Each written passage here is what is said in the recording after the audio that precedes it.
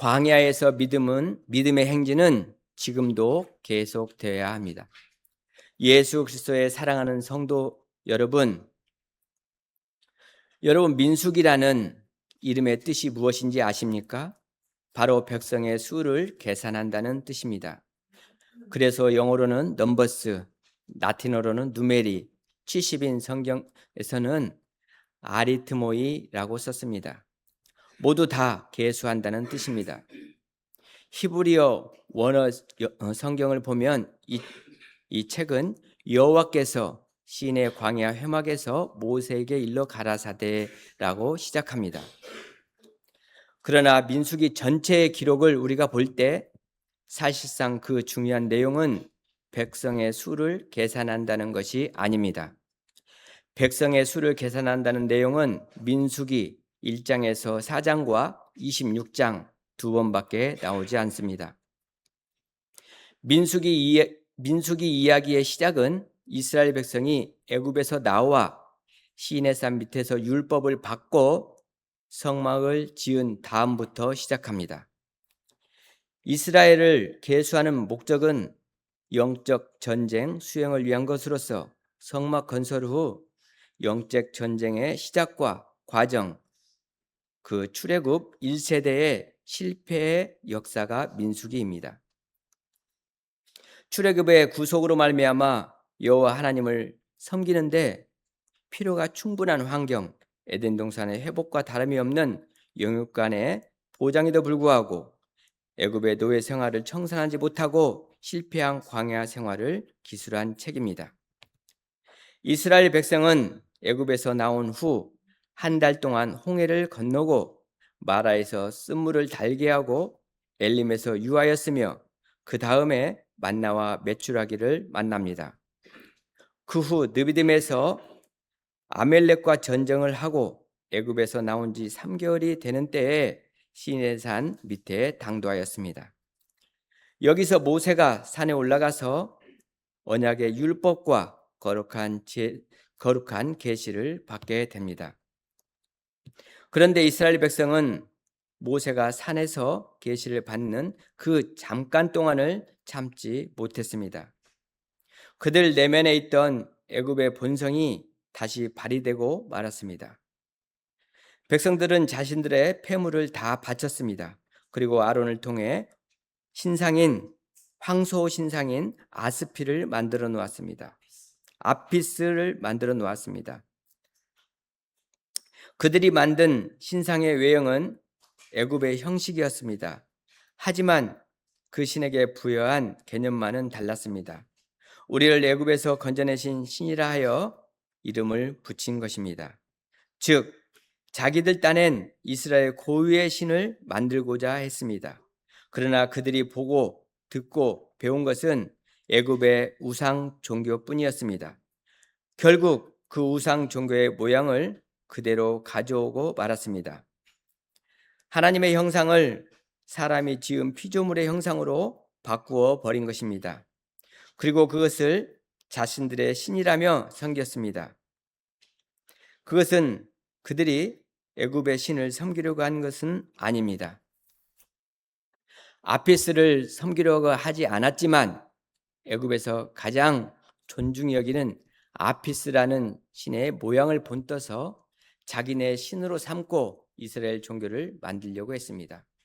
그러나 그것은 하나님의 진노로 말미암아 회파되었습니다.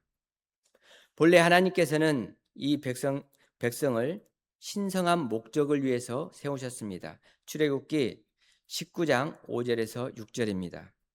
세계가 다 내게 속하였나니 너희가 내 말을 잘 듣고 내 언약을 지키면 너희는 모든 민족 중에서 내 소유가 되겠고 너희가 내게 대하여 제사장 나라가 되며 거룩한 백성이 되리라.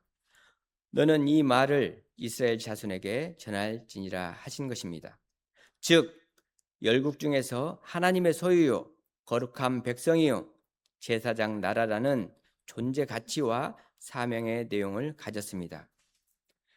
그들은 이것을 다 받았지만 이것을 해석하기를 애굽에서 우리를 건져내신 그 신을 우리가 섬기고 살아야겠다 하면서 아스피상을 가지고 자기네 종교를 가지겠다고 한 것입니다. 오늘날도 예수 그리스도의 복음을 가지고 예수 그리스도라는 개념을 부여해 가면서 사실상은 하나님께서 금하시는 자기 방식의 종교를 형성해 가는 사람들과 교회들이 많이 있습니다. 이런 위험이 늘 따라다닙니다. 만일 하나님의 그 깊이를 깨닫지 못한 사람들이 자기 방식으로 교회를 꾸미며 교회를 이루어 나가려고 한다면 마치 이스라엘 사람들이 금송아지를 만든 것과 같이 그들도 자기네가 보고 듣고 배운 그 정도 안에서 교회를 이루어 나가게 됩니다. 그리고 자기네가 모르는 중에 이교적인 요소를 항상 포함하기 쉽습니다. 세상적이고 이교적인 우상숭배적 요소를 포함하고 있으면서도 기독교라는 이름을 가지고 우리는 구원을 받았습니다라고 하나님 앞에 아첨하기도 합니다. 만나에 대한 이스라엘의 불평은 시내산을 떠난 후 얼마 되지 않아 발생하였습니다. 불평은 출애굽기 12장 38절 수많은 잡족의 이 중구난방의 무리들로부터 시작되었습니다. 이들은 아마도 애굽으로부터 이스라엘에 편승한 혼합된 무리들로 보입니다. 불평은 하나님께서 주신 생존용 식물과 관련이 있습니다. 이것은 오직 한 종류로만 되어 있는데 바로 만나입니다. 애굽의 식물은 고기와 다양한 야채를 포함해 매우 풍부하고 다양했습니다. 오늘 주제입니다. 광야 생활의 완전한 하늘 양식과 불뱀과 놋뱀. 첫 번째, 완전한 하늘 양식. 둘째, 광야의 불뱀. 셋째, 광야의 놋뱀. 첫째, 완전한 하늘 양식을 살펴보겠습니다. 질문은 과연 하나님의 양식이 그렇게 나빴느냐 하는 것입니다. 우리는 민수기 11장 7절, 8절, 9절에서 정반대의 그림을 얻게 됩니다. 여기에서 만나는 어떤 식물의 고무의 진과 같은 베델리엄의 색을 가진 멋진 황색의 외형을 가지고 있는 진미로 묘사되고 있는 것입니다. 베델리엄은 창세기 부둘라라고 되어 있고 부둘라는 보석 진주입니다. 만나의 맛은 기름을 발라 구운 과자와 같다고 민수기 11장 8절에서 묘사되어 있는 것을 보면 그 맛 또한 매우 좋았던 것입니다. 또한 출애굽기 16장 31절에서는 이 만나를 꿀 섞은 과자라는 용어로 묘사합니다. 그것은 물론 삶을 수도 있었고 빵처럼 구울 수도 있었습니다. 하지만 무엇보다 가장 놀라운 사실은 이 양식이 완전히 공짜였다는 사실입니다. 만나는 하늘로부터 주어진 선물이었습니다. 모든 이스라엘은 만나를 얻어 그것을 먹을 준비를 하기 위해 밖으로 나가야만 했던 것입니다. 이 만나가 매일을 위한 양식으로서 충분했습니다. 단지 모아서 먹는 일이 필요한 일의 모든 것이었습니다. 더 나아가 이미 풍성한 음식을 먹고 있으면서도 앞으로 훨씬 더 좋은 양식을 맛보게 될 것이라는 약속이 있었습니다. 결국 만나는 젖과 꿀이 흐르는 땅을 향해 광야를 통과하는 여행 기간 동안의 노중에서 유일한 양식이었습니다. 이 모든 것은 우리에게 그리스도 안에서의 우리의 구원을 생각나게 합니다. 만나는 그리스도의 그림자인 것입니다.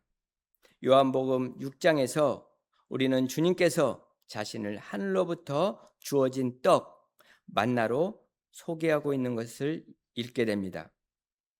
이 떡을 먹는 누구든지 영원히 살 것입니다. 이 그리스도를 영적 양식으로 먹으라는 요청은 우리의 죄 용서를 위하여 그를 믿으라는 요청입니다. 우리는 요한복음 6장 41절에서 자기가 하늘에서 내려온 떡이라 하심으로 유대인들이 예수에 대해 수군거려라고 기록된 장면을 보게 됩니다. 하늘로부터 주어진 우리의 떡이신 그리스도는 풍성하고 항구적이며 약속의 땅을 향해 가는 노정에서 우리가 필요한 모든 것이며 완전히 거저 주어지는 것입니다. 그리스도께서는 우리를 강건케 하시고 유직케 하시기 위해서 매일 아침 거기에 계십니다. 이는 너무 단순한 것처럼 보이고 심지어 지루해 보이기까지 합니다. 그러나 그리스도 안에서 우리는 이 광야를 통과해가는 우리의 여정에서 우리를 유지시키기 위하여 필요한 모든 것을 발견해야 합니다. 바로 그가 우리를 그의 대속으로 말미암아 의롭게 하셨으며 그의 성령에 의해 우리를 새롭게 하신다는 사실입니다. 세상은 많은 흥미로운 것들을 제공해 줄지 모릅니다. 이러한 것들은 우리의 죄된 심령에 더 맛있어 보일지도 모릅니다. 하지만 기억하십시오. 그것들은 당신의 영원한 구원을 향한 전망에 아무것도 해줄 수가 없습니다. 만나에 대한 불평은 곰곰이 생각해 보면 우리 스스로를 바울이 이스라엘을 경험해 말한 말씀을 잘 떠올릴 수 있게 됩니다. 고린도전서 10장 6절입니다. 이러한 일이 우리의 본보기가 되어 우리로 하여금 그들이 악을 즐기하는 것 같이 즐기하는 자가 되지 않게 하려 함이니라는 말씀입니다. 바울은 다시 말합니다. 고린도전서 10장 11절 그들에게 일어난 일은 본보기가 되고 또한 말세를 만난 우리를 깨우치기 위하여 기록되었느니라. 이 말씀은 우리가 영적으로 무지하고 질서가 없는 무리들이 쏟아내는 불평의 목소리를 엄히 경계하고 늘 깨어 신앙의 방어벽 위에 서 있어야 함을 의미합니다. 참 하늘의 떡이요 영원한 생명의 참 양식인 그리스도를 바라보십시오. 우리 교회 안에서 오직 예수 그리스도 외에 바라볼 것이 아무것도 없다는 사실은 불평을 위한 이유가 아니라 오히려 기쁨을 위한 이유입니다. 그는 우리가 필요한 전부이시기 때문입니다. 이사야는 이렇게 말합니다. 이사야 55장 2절 너희가 어찌하여 양식이 아닌 것을 위하여 은을 달아주며 배부르게 못할 것을 위하여 수고하느냐. 우리 주님께서는 다음과 같이 말씀하십니다. 요한복음 6장 35절 예수께서 이르시되 나는 생명의 떡이니 내게 오는 자는 결코 줄이지 아니할 터이요 나를 믿는 자는 영원히 목마르지 아니하리라. 지금까지 첫째 완전한 하늘 양식을 살펴봤습니다. 이제 둘째 광야의 불뱀을 살펴보겠습니다.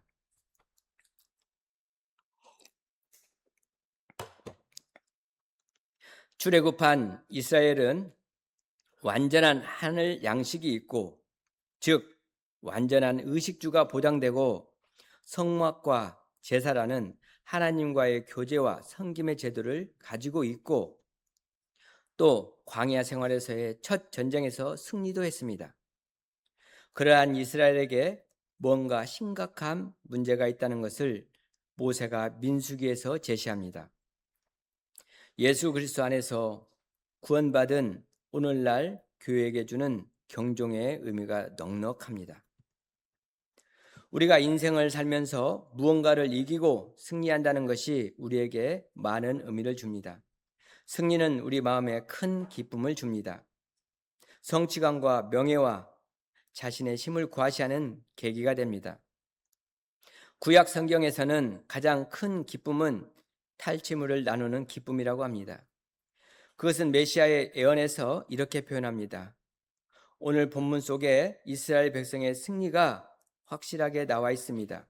민수기 21장 1절에서 3절 사이에 보면 이스라엘 백성들이 하나님의 도움으로 가나안 남방 도시인 아랏을 점령했다고 했습니다.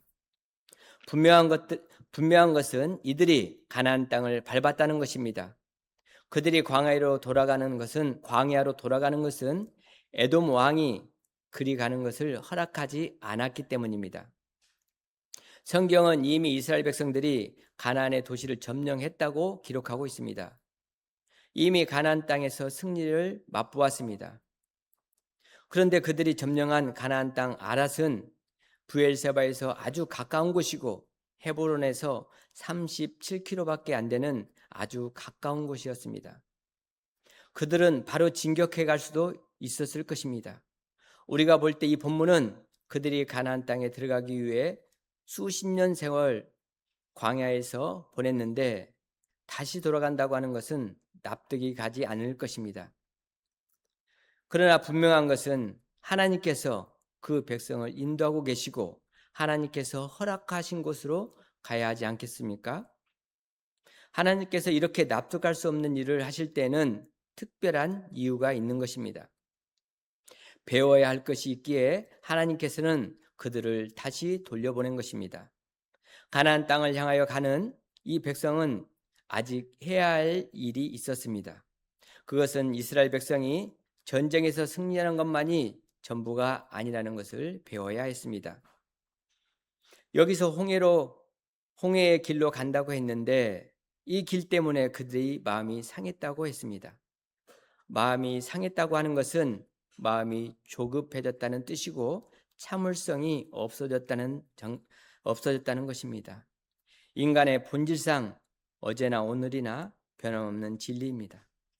참을성이 없는 데서 공동체 가운데서는 다툼이 일어나게 되는 것입니다. 인내하는 곳에서는 다툼이 사라집니다. 그들은 하나님과 모세를 원망했습니다. 그전에는 모세와 아론을 원망했는데 아론이 죽고 없으니 그 자리에 하나님이 들어갔습니다. 하나님이 직접 그들을 원망이 되었습니다. 5절을 보십시오. 백성이 하나님과 모세를 향하여 원망하되라고 했습니다. 그 내용은 어찌하여 우리를 애굽에서 인도하여 올려서 이 광야에서 죽게 하는고 그렇게 말했습니다. 이곳에는 식물도 없고 물도 없도다. 우리 마음이 이 팍한 식물을 싫어하노라라고 말했습니다. 그리스도 안에서 사랑하는 형제 자매 여러분, 이 이스라엘 백성의 불평을 볼 때 대단히 안면이 있습니다. 이것은 아주 상투적이고 판에 박힌 일련의 불만거리를 반복하고 있는 것입니다. 하나님께서는 큰 능력과 편팔로 그들을 인도하셨지만 이제 그들에게는 이러한 상황 가운데서 하나님께서 그들을 구원하신 것이 아무런 의미가 없었던 것입니다. 그들이 이 광야에서 하나님의 구속의 은혜를 저버리고 애굽에 대해 미련을 갖는 것은 하나님의 구속의 은혜를 망각한 처사입니다.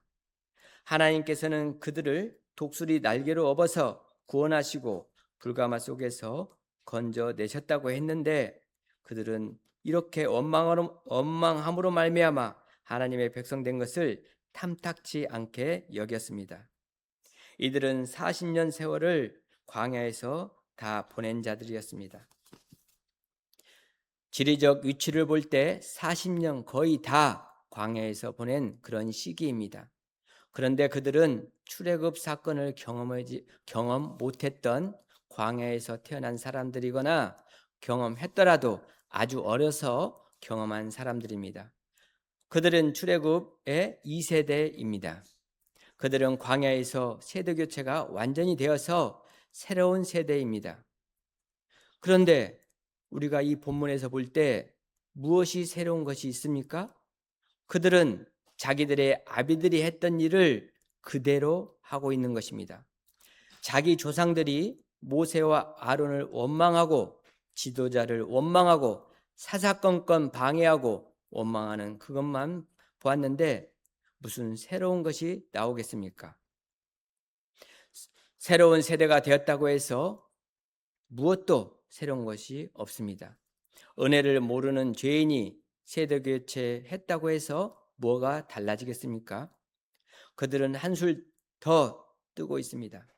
물이 없다고 말합니다. 정말 물이 없었습니까? 빵이 없다고 말합니다. 정말 빵이 없었습니까? 그들의 원망이 정정당당하다면 하나님께서 들어주셨을 것입니다. 그것은 엄살이요 과장이었습니다. 이 박한 식물을 싫어하노라라고 하늘의 양식인 만나를 박한 식물이라고 했습니다. 이것은 다른 번역 성경에서 보면 혐오 식품이라고 번역되어 있습니다. 하늘의 양식인 만나를 혐오 식품이라고 했습니다. 그들은 은혜로 주어진 광야의 식탁에 만족하지 않았습니다. 메뉴가 단조롭다, 좀 다양한 것으로 바꿔달라는 말입니다. 신약 성경은 여기에 대해 정확한 답을 주고 있습니다. 그들이 주를 시험했다고 했습니다. 고린도전서 10장 9절입니다. 그들 가운데 어떤 이들이 주를 시험하다가 뱀에 멸망하였나니 우리는 그들과 같이 시험하지 말자라고 바울은 지적합니다.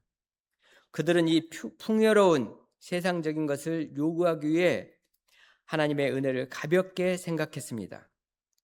그리고 하나님의 인도를 거절했습니다. 풍요로운 것이 인간에게 좋은 것이지만 반드시 유익한 것은 아닙니다. 하나님은 그것을 잘 알고 계십니다. 이렇게 은혜를 저버리고 더욱더 풍성한 것을 요구하는 그들에게 하나님은 심판하셨습니다. 불뱀을 보내셨습니다. 불뱀이라고 하니까 표현 이상한데 이것은 독사를 말합니다. 그것은 독사에게 물리면 불에 데인 것과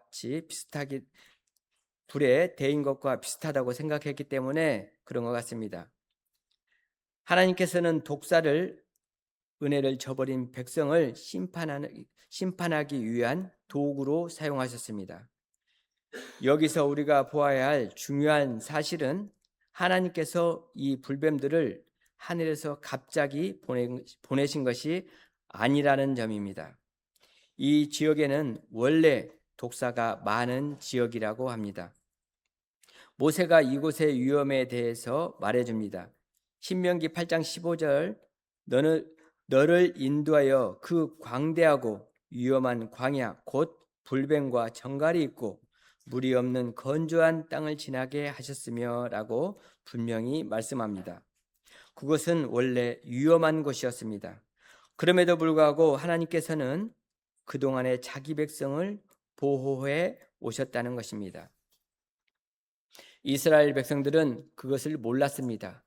안전하게 물리지 않도록 보호해 오셨던 것입니다. 이스라엘 백성의 여행은 군인의 행군이 아닙니다. 한 곳에 정착을 하면 몇 년이고 몇 달이고 있는 것입니다. 그러니까 뱀에 노출될 확률은 압도적으로 많습니다. 그러나 하나님께서 그 뱀을 꼭 붙잡고 있었다는 것입니다. 우리가 이 사실을 어떻게 알 수 있습니까? 하나님께서 불뱀을 보냈다고 했는데 여기에서 사용된 시브리의 원어 단어는 와이살레이하라는 PL 동사입니다. 여기에 대해 스위스 언어학자는 다스 PL이라는 책에서 풀어놓다는 그런 의미로 설명하고 있는 것입니다. 풀어놓다.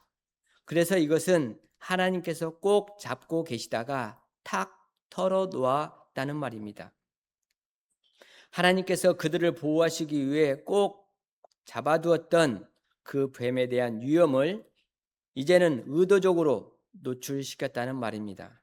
참으로 자연적인 무서운 독성분과 함께 거기에는 하나님의 진노가 더해져 있는 것입니다. 순식간에 많은 사람들이 물려서 죽었습니다. 곳곳에서 신음과 아우성 소리가 들립니다.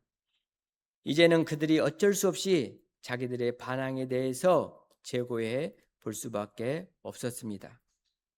그들은 방금 원망했던 모세를 찾았습니다. 7절을 보십시오.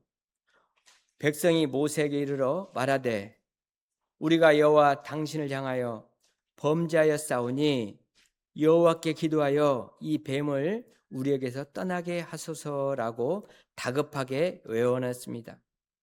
평소에는 잘못을 깨닫지 못하다가 매를 맞아야 돌아서는 그런 미래라는 것이 하나님의 백성입니다. 이 위급한 사태에서 벗어날 수 있는 유일한 탈출구는 회개하는 길뿐입니다. 뉘우치는 것입니다. 인간적으로 볼 때 모세의 반응은 그렇게 긍정적으로 나타내기 어려운 것입니다. 사사건건이 하는 일마다 방해하고 반대하는 이런 자들이 어려움을 당했을 때 고소한 생각이 들지 않겠습니까? 이것이 보통 사람의 가지고 있는 심정입니다. 그러나 지도자의 심정은 달라야 했습니다. 정말 하나님을 사랑하고 백성을 사랑하면 이런 일이 몇 번이고 있든지 상관없이 언제든 용서해주고 하나님과 사람 사이에 중보자가 될 수 있는 것이 모세의 마음이었습니다.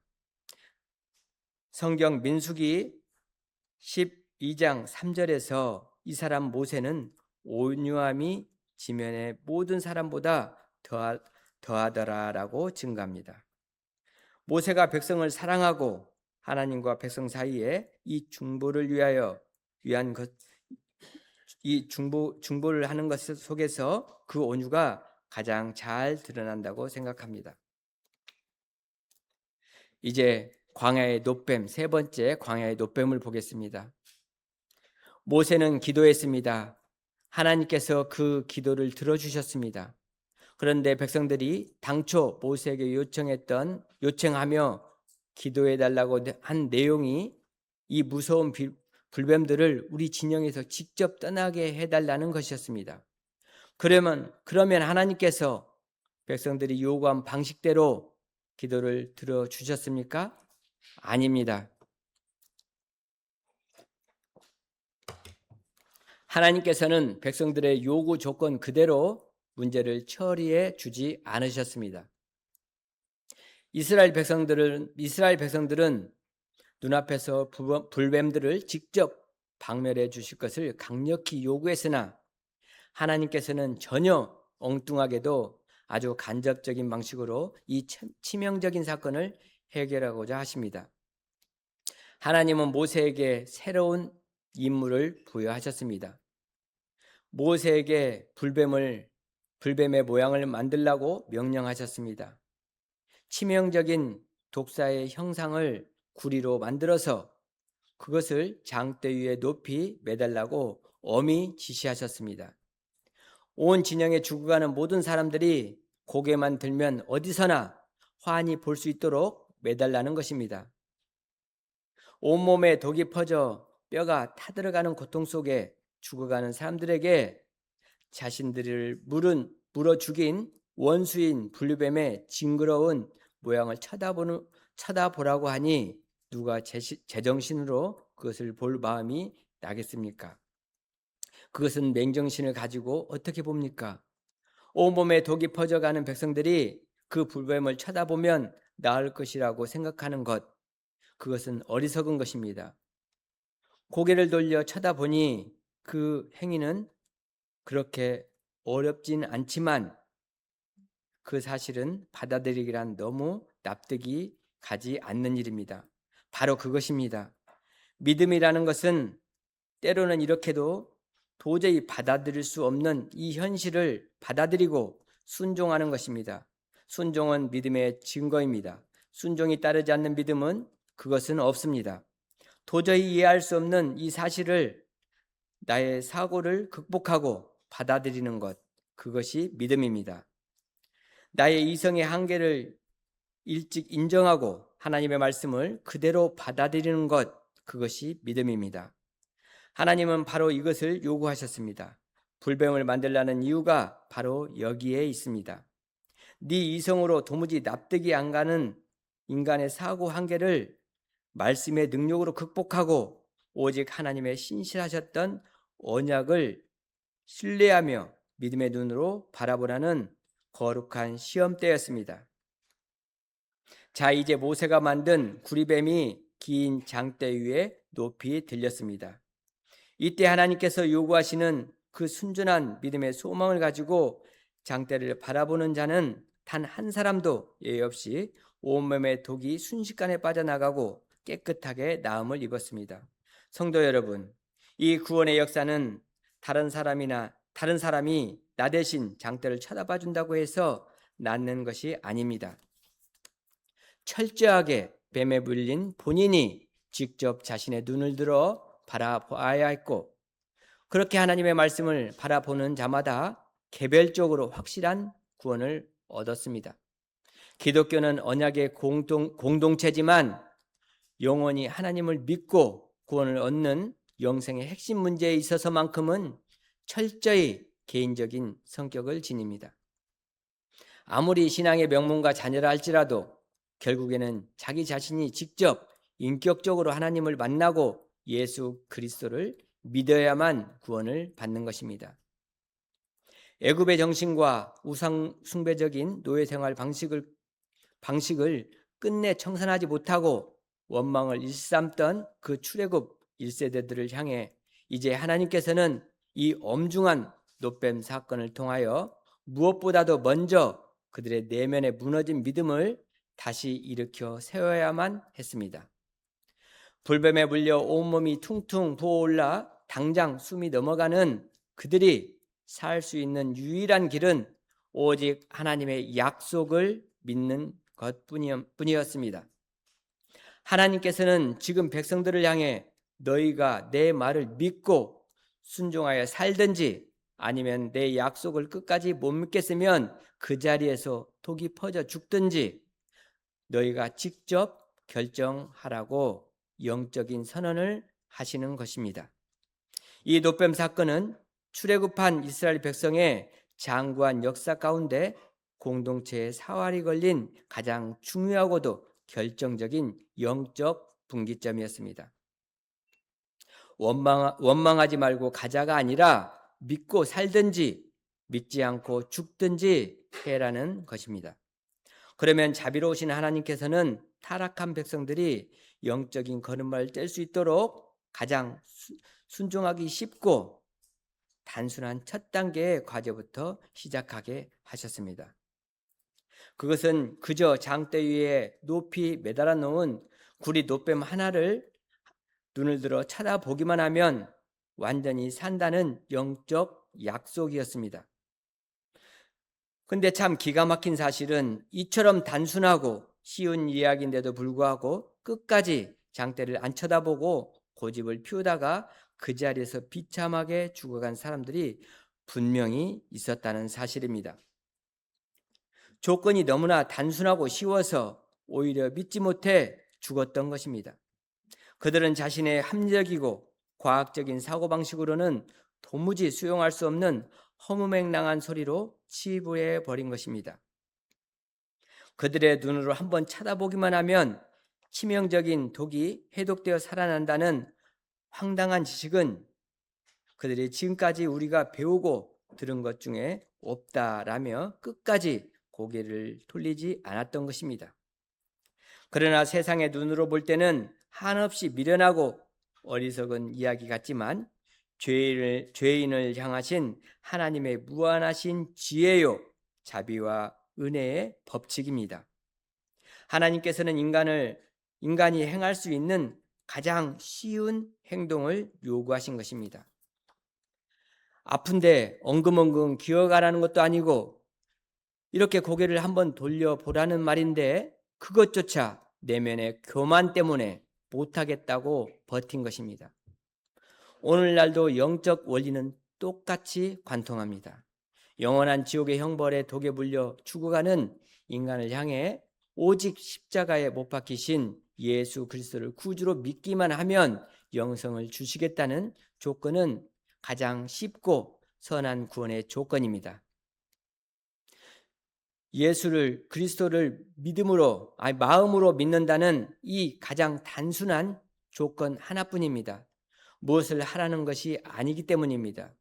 죄를 다 내어버리라고 하는 것도 아니고 술 먹고 담배 피우는 세상적인 습관을 인간의 의지로 무조건 다 끊어내야만 겨우 예배당의 문턱을 밟을 수 있다고 말씀하시지 않는다는 뜻입니다. 복음의 위대한 외침은 오직 한 가지 예수 그리스도를 먼저 믿으십시오라는 단순한 초청입니다. 그러나 세상에 지혜롭다는 자들은 과거 광야의 이스라엘 백성들처럼 이 십자가의 복음이 너무나 단순하다는 이유로 발로 차버리고 받아들이지 않았습니다. 고개 한번 돌려 십자가의 예수를 바라보라는 것뿐인데 자신들의 잘난 자존심과 이성 때문에 그 짓을 못하겠다고 버티는 것입니다. 그러므로 죄인이 구원을 얻으려면 이처럼 단순하고 쉬운 믿음 첫 단계 무릎을 꿇음부터 겸손하게 시작하지 않으면 안 되는 법입니다. 여기서 우리가 영적으로 반드시 짚고 넘어가야 할 매우 중요한 사실이 있습니다. 이 노뱀의 처방이 겉으로 보기에는 한없이 단순하고 쉬운 조건처럼 보이지만 실상은 이 작은 순종의 행위 속에 참된 신앙이 가져야 할 필수적인 믿음의 요소가 단 하나도 빠짐없이 고스란히 다 녹아 들어가 있습니다. 그러면 이 단순해 보이는 이 믿음의 행보를 이스라엘 백성들은 과연 어떻게 시작해야 했을까요?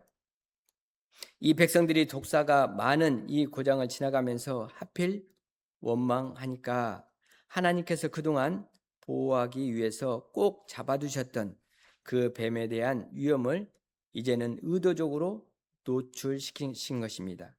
참으로 무서운 독사의 치명적인 독 성분과 함께 그 속에는 하나님의 거룩한 진노와 심판이 무섭게 더해져 있었습니다. 보호막이 거치자 순식간에 수많은 이스라엘 사람들이 사방에서 튀어나온 독사에게 물려 죽어나가기 시작했습니다. 피차간에 몸에 독이 올라 아파서 여기저기 떼거지로 쓰러져 신음하느라 남의 몸을 돌봐줄 여유가 있는 사람이 단 한 사람도 없었습니다.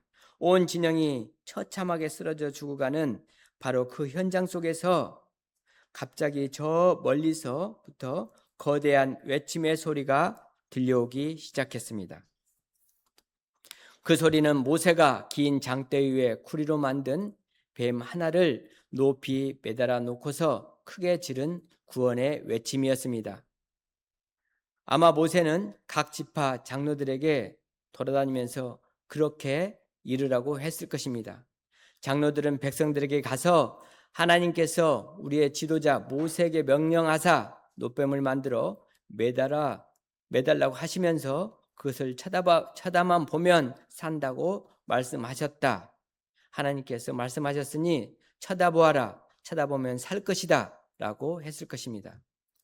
오늘날 우리 교회가 복음을 전파할 때도 바로 이렇게 분명하게 하나님의 약속을 선포해야 마땅합니다. 살아계신 하나님께서 성경을 통해 우리에게 분명히 이렇게 말씀하셨습니다 하고 하나님의 신실하신 약속의 말씀을 가감없이 그대로 배달해야 하는 것입니다. 왜냐하면 이 구원의 사건에서 가장 본질적이고 중요한 영적 핵심은 백성들이 노뱀을 쳐다보았다는 인간의 행위에 있는 것이 아니기 때문입니다.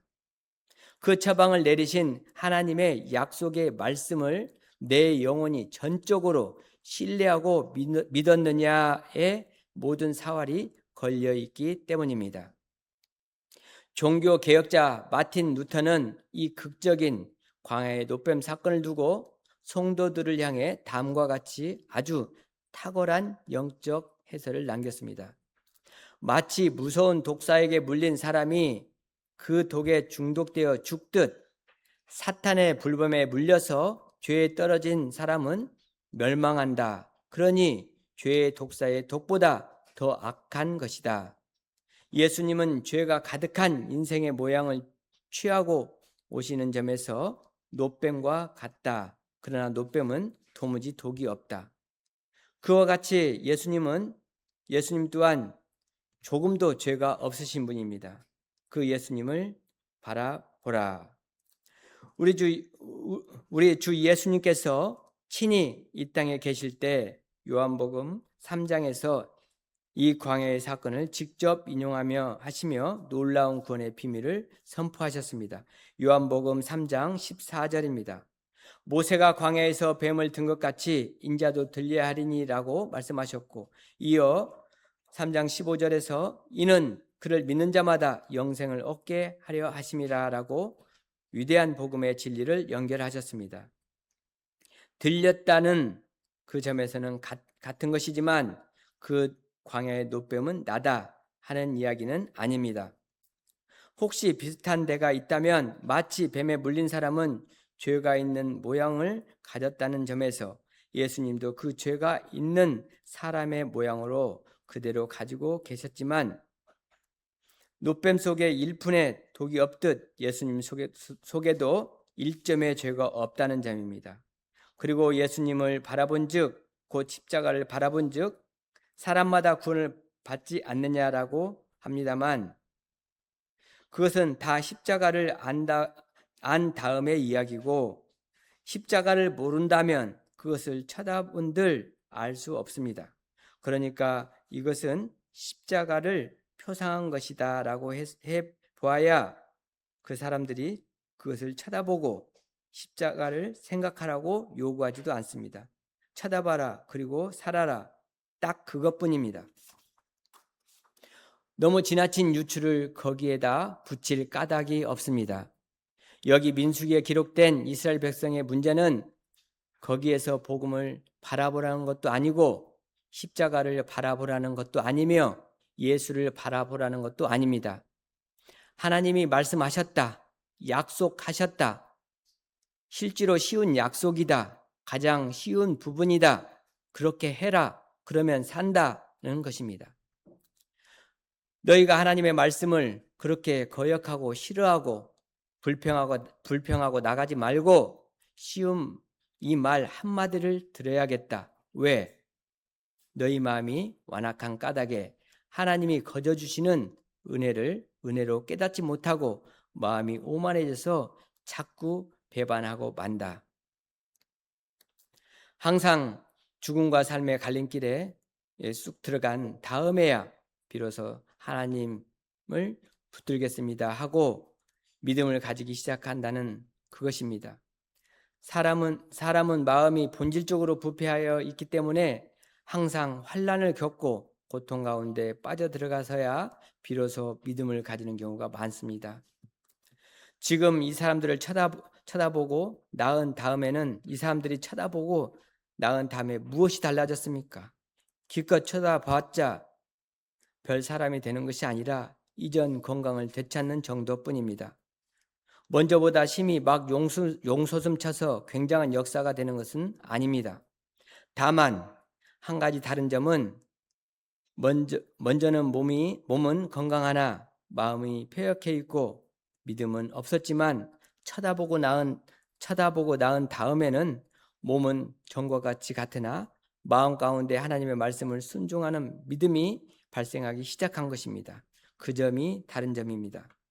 그러므로 광야에서 독사에게 물려 그 노뱀을 바라볼 때 그 사람들에게는 무엇이 필요했느냐 하면 첫째, 독사에게 물렸다는 사실을 인정해야 하는 것입니다. 독사에 물리고서도 나는 안 물렸다, 나는 아무렇지 않다라고 노뱀을 쳐다보려고 하지 않는 것은 마치 예수를 믿지 않으려는 것과 같습니다. 그러나 독사에게 물린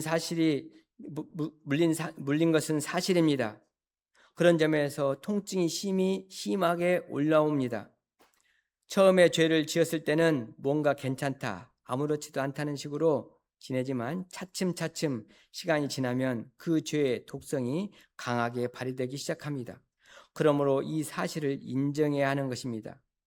자기가 그것을 시인해야 합니다. 그것이 첫째 중요한 사실입니다. 이 사람들도 독사에 물렸다는 것을 발견해야 합니다. 이것이 첫째이고 그 다음에는 이것이 나타나야겠는데 안 나으면 나는 죽겠다 하는 생각을 해야 합니다. 안 나으면 이 독사의 독으로 말미암아 나는 이 땅에서 영육간에 쓰러져 죽고 만다는 명확하게 인식해야 하고 있어야 합니다. 안 죽는다, 아무렇지도 않다라고 이런 식으로 생각한다면 그 사람은 특별히 나아야 할 이유가 없습니다. 셋째로는 그러면 어떻게 하면 우리가 살 수 있을까 하고 살 길을 찾아야 합니다. 여러분, 여기까지의 이야기는 마치 소설 철로역정 가운데 나오는 기독교인의 이야기와 같지 않습니까? 이 장망성은 장차 망할 터인데 나는 어찌하면 좋을까? 나는 어떻게 하면 살까 하고 한탄하면서 책을 보다가 울다가 하면서 차츰차츰 앞으로 나가라고 했고, 그러다가 전도인을 만났다는 이야기가 나옵니다. 물론 여기까지 그것 자체를 믿음은 아닙니다. 그것 자체는 믿음은 아닙니다. 자기 자신의 정당한 위치를 발견하는 것뿐입니다. 그러나 그것은 믿음으로 들어가기 위한 중요한 단계가 됩니다. 믿음은 아무렇지도 않은데 갑자기 생기는 것이 아니라 먼저 자신의 위치를 바라보기 시작하는 데서부터 생기는 것입니다. 항상 자기를 반성하는 데부터 출발합니다. 만일 교우 여러분들이 각각 내 믿음을 더 얻어야겠다고 생각한다면, 자, 나는 지금 어떤 위치에 있는가를 먼저 생각해야 합니다. 교리 문답으로 말하면 나의 죄와 비참함이 얼마나 큰가를 제대로 알아야 하는 것입니다. 이처럼 광야의 이스라엘 백성이 독사의 독에 퉁퉁 부어 올라서 이제는 어쩔 수 없이 죽게 되었을 때 기쁜 소식이 들려왔습니다. 누군가가 우리에게 전하는 소리를 들어야 한다는 그 말입니다. 왜냐하면 모세에게 노뱀을 만들고 쳐다보라는 명령하신 이는 하나님이신 까닭에 그 하나님의 말씀을 들어야 한다는 것입니다. 하나님의 말씀을 듣는다고 할 때 그 내용은 자기가 현재 독사에게 물린 이 독과 이 아픈 것이 나을 수 있다는 소식이라야 합니다. 아픈 것과 이 현재의 불구의 현상이라는 것이 완전히 소멸되어 버린다는 소식이라야 합니다. 이것이 기쁜 소식입니다. 이것이 소위 복음입니다.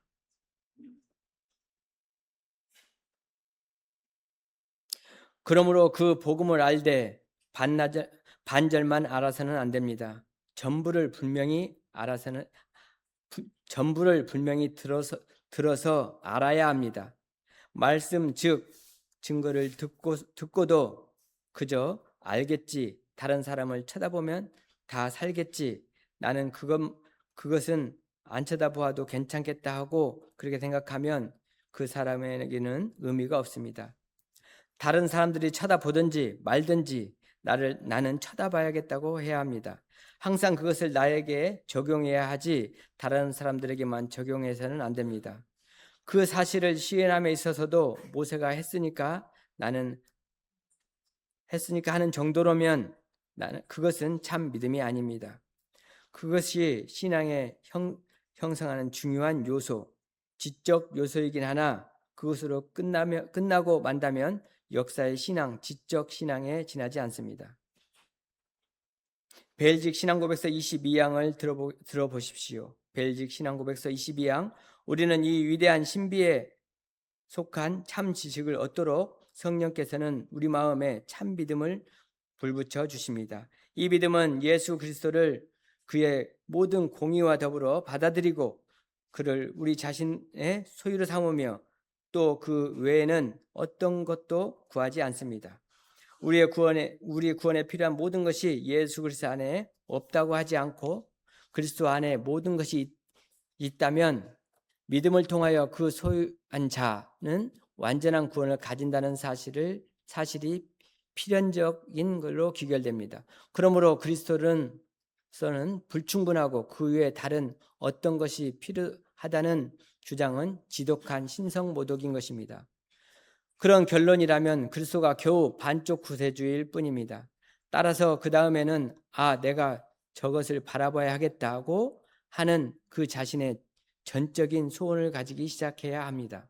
그리고 바라봐야겠다는 소원뿐만 아니라 자기가 할 수 있는 한 힘껏 고개를 돌려서 그쪽을 바라봐야 합니다. 그렇게 해서 자기가 어떤 방식으로든 누구에게 청탁하든 간에 좌우간 하나님께서 바라보라는 분부하신 대상을 바라보아야 합니다. 그것을 바라봐야 살리라 하는 하나님의 약속이 걸려 있는 바로 그것을 바라봐야 합니다. 그리고 바라보면 내가 살겠다고 하는 의지하는 심정이 생겨야 합니다. 바라보면 내가 살겠다고 하는 바로 그것이어야 합니다. 왜냐하면 나는 지금 죽을 수밖에 없기에 바라보면 살리라 하는 하나님의 말씀을 의지해서 바라보기 때문입니다. 견고한 확신이 있는 것이 참 믿음이라고 교리문답은 말합니다. 교리문답 참 믿음이란 무엇입니까? 한번 보겠습니다. 참 믿음은 내가 하나님께서 그의 말씀에서 우리에게 계시하신 모든 진리를 받아들이는 확실한 지식입니다. 동시에 하나님께서 순전히 은혜로 오직 그리스도의 공로 덕분에 사죄와 영원한 의와 구원을 다른 사람들에게 뿐만 아니라 나에게도 주셨다는 견고한 확신입니다. 이런 믿음을 성령께서 복음으로써 내 마음에 일으키십니다.